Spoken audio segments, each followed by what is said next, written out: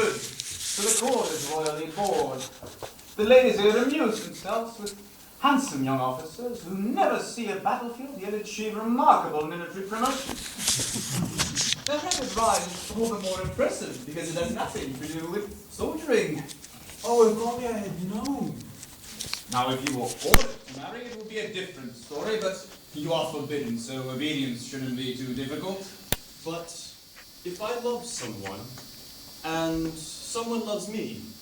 Oh, I see, the one you were dreaming about just now? Yes, my lord. The sweetest girl in all of London. Who is she? An orphan, like me. A shop girl in the city for a jeweler, Mr. Tomwood. Good Lord. But he's going out of business, so she has no work and no resources. Little Abigail? You know her? Through my wife, while we were still together. My wife was a good customer of Tomwood's. She liked the shop, and I liked the shop girl. So right, madam, she is sharp. Were you in love with her? For a week, perhaps, until I realized I was wasting my time. Look, we might find a post for Abigail here at court. As lady in waiting, that's what I told her. Perhaps to the old Countess of Westmoreland. She's looking for someone to read to her. Not a bad idea. I urged Abigail to apply for the post this morning, but coming to the Royal Palace frightens her. Don't worry, she'll come. The thought of joining you here will fetch her. What did I tell you? Here she is. Lord St. John. You were born under a lucky star. Your first time at court, you find two friends. That doesn't happen often. I am lucky, especially today. You mean the Countess? No, the post has been taken. And you're happy about it? I have another, a better one. How did it happen? By chance, pure chance. Can you imagine? At Tomwood's shop there was this one especially gracious lady who would always come to me to buy. And looking at diamonds we used to chat. And Miss Abigail chats enchantingly. I could see this lady was not happy because she would often say with a sigh how fortunate I was. Me, stuck behind the counter, never getting away to see Mr. Masham except on Sundays. Well, about a month ago this kind lady took fancy to a little gold box we had on sale.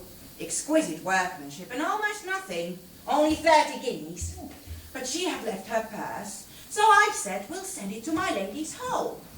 She seemed embarrassed to tell us where she lived. Probably because she didn't want her husband to find out. There are great ladies who don't tell their husbands, you see. So I said, look, my lady, I'll stand good for it myself, and I gave it to her. She said she'd be back. Well, I waited and waited. The great lady was a cheat. I began to think so. A month went by. Mr. Tomwood was doing badly in his business. His creditors were crowding, and I owed him the 30 guineas. I decided I'd have to sell everything I owned. Even this best dress of mine, which becomes me, people say. Indeed it does. It makes you look even more beautiful, if that's possible. And that's why it was so hard to decide.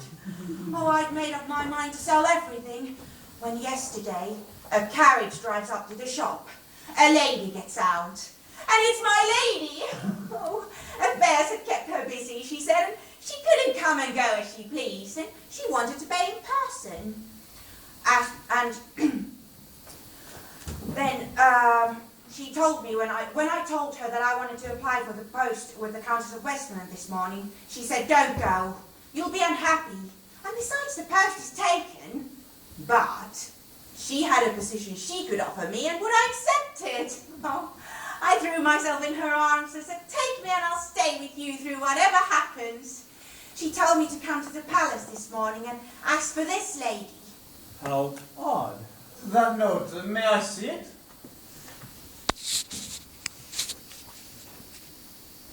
I should have guessed.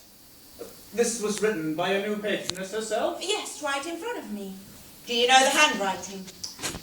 Yes, my child, I do. It's the Queen's.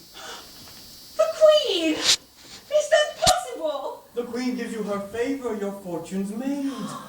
Wait a bit, my friends. Wait, don't rejoice too soon. But she's the Queen! A Queen can do as she likes. Not this one. The Queen is terrified of a woman she calls her best friend, Sarah Churchill, the Duchess of Marlborough. The Duchess is more of a general than her husband, and more of a queen than a sovereign. but the Queen is devoted to this Duchess. Oh, she detests her. And her best friend returns the sentiment. Then why not get rid of her? My dear, in England it's not the Queen who rules, it's the majority. The Whigs, the party of Marlborough and his Duchess. The Duchess supervises the Queen's household, and any appointment made without her consent is in for trouble. Well, if it depends on this Duchess, don't worry. I may have a chance. How do you mean? I'm a relative of hers, by his alliance.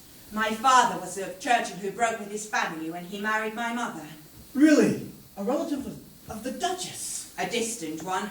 I would never approach her because she refused to recognize my mother. But I must be nothing of the Duchess. I owe this appointment to the goodness of the Queen. You don't know the Duchess? Still, I might be able to help you. I have nothing to lose. She hates me already. That's very good of you. How can we ever repay you? With your friendship. Between us, from now on, alliance, offensive and defensive. Agreed? A feeble alliance, I'm afraid. Much stronger, perhaps, than you may think. 2 fronts to fight on, 2 objectives. The appointment for Abigail, and a letter I'd like to put in the hands of the Queen. I've been waiting for the chance. Now, if Abigail is among the ladies attending upon Her Majesty, all my messages can get through in spite of the Duchess. Really? Is that all? I can do that for you. Every morning at 10, a few minutes from now. I bring Her Majesty the Gazette, which she skims through while drinking her tea. Sometimes she has me read the articles about fashion. Wonderful! We'll slip the Marquis's letter between the farthingales and furbelows, and while we're at it, What are you doing? a copy of the Examiner too. The Queen shall see how we treat the Duke and Duchess of Marlborough. She will be shocked, but it will please her, and she has so little pleasure. It's 10 o'clock. Go, Masham, go. Count on me.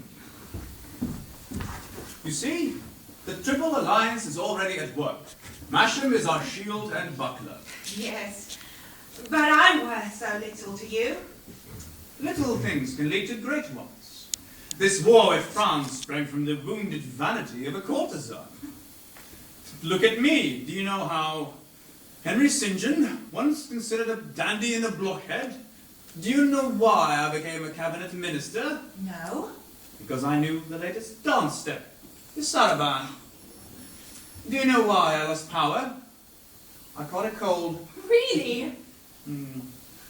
So now I carry on the fight in the ranks of the loyal opposition. What can you do there? Wait and hope for some caprice of fate, some accidental pebble that may overturn the chariot of the conqueror. The more trivial it seems, the more important it may be. Arthur's coming back. No, better yet, it's our proud Duchess. That's the Duchess of Marlborough. Your cousin, in the flesh. I've seen her at the shop. She's the lady who bought the diamond clips.